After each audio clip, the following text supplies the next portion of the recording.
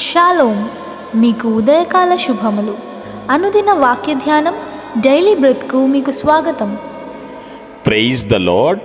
ఈ దినము కొరకు సిద్ధపరచబడిన దేవుని వాక్యము యోహాను సువార్త 19వ అధ్యాయము 28వ వచనం. నేను దప్పిగొనుచున్నాను అనెను. ప్రభునందు పిల్లరా, ముందుగా మీకు హృదయపూర్వక వందనములు తెలియజేస్తూ ఉన్నాను. దేవునికి దప్పిక, ఇది కొంచెం విచిత్రంగా కొందరికి అనిపించవచ్చేమో. యేసయ్య పూర్తిగా మానవ దేహంతో భూమి మీద ఉన్నాడు. యోహాను ఇక్కడ తన సువార్తలో ప్రభుని పూర్తిగా దైవము అని నిరూపించుకున్నాడు. ఇక్కడ మనం యేసుక్రీస్తు యొక్క మానవ స్వభావాన్ని చూడగలమండి. మనుషులు అనుభవించు శోధనలన్నిటితో శోధించబడి మనల్ని ప్రభావితం చేసే ప్రతిదానికి అతీతంగా లేనందున అతను పరిపూర్ణంగా చేయబడుటకై ప్రభువుకి తనను తాను సమర్పించుకున్నాడండి. ఇది నిజం. నేను దప్పిగొని ఉన్నాను అనేటువంటిది ఒక ఆర్డినరీ అనౌన్స్మెంట్ అనుకుంటారు కొంతమంది, సాధారణ ప్రకటన అనుకుంటారు. యేసయ్య ఆ సిలువుపై తన మానవ కోణాన్ని నిర్మోహమాటంగా చూపించాడండి. చూపించి దేవుని మహింపరిచాడు. ఆయన అనుభవించినటువంటి శ్రమలు ఎన్నో. అన్నీ అనుభవించిన శ్రమల తరువాత అలసిపోయి దాహంతో ఉన్నాడు. ఇది సాధారణంగా ఏ మనిషికైనా జరుగుతుంది.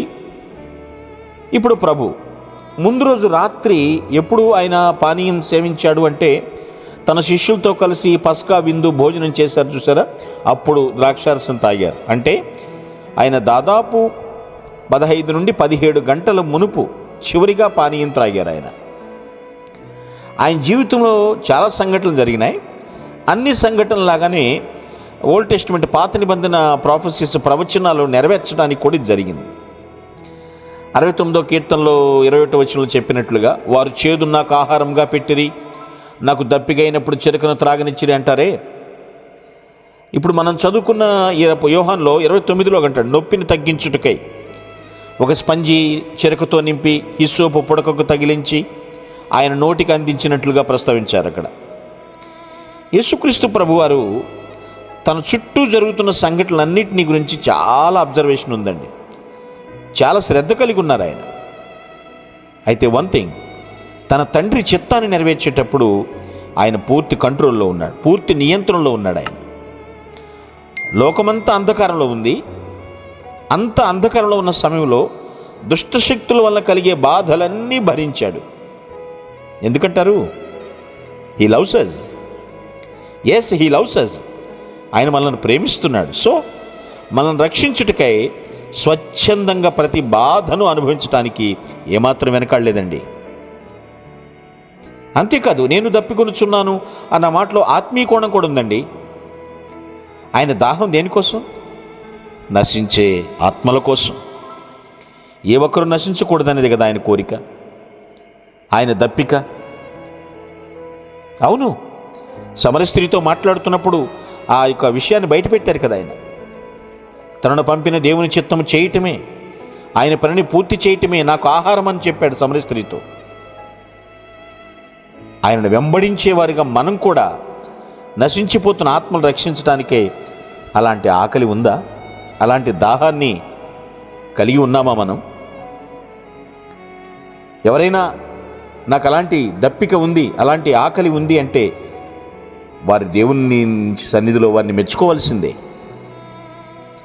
ఎంతోమంది నశించిపోతున్నారు, ఎగతాళి చేస్తున్నారు, మనకెందుకులే అనుకున్నట్లయితే, వారి గురించి నేను ప్రార్థన చేయనని ముడుచుకున్నట్లయితే ఈ దాహం తీరేదేనా? ఆయన కోసం దప్పిక ఉండాలి.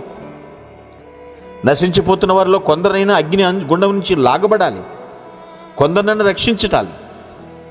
అలాంటి ఆకలి, అలాంటి దప్పికతో దేవుని మహింపరచుదుముగాక. మీ కొరకు ప్రార్థించుటకు మేమెల్లప్పుడూ సిద్ధం. Praise the lord. ప్రభు నామమున మీ అందరికీ వందనములు. ఈ మా సందేశముల ద్వారా మీరు ఆశీర్వదింపబడినట్లయితే మీ తోటి వారికి షేర్ చేసి దేవుని రాజ్య సువార్తలో మీరు కూడా పాలుభాగస్తులు కావాలని ఆశిస్తున్నాం. మొదటిసారిగా ఈ ఛానల్ను చూస్తున్నట్లయితే మా ఛానల్ను సబ్స్క్రైబ్ చేయండి. వీడియోలు నోటిఫికేషన్ రూపంలో పొందుటకు బెల్ బటన్ని ప్రెస్ చేయండి. God bless you.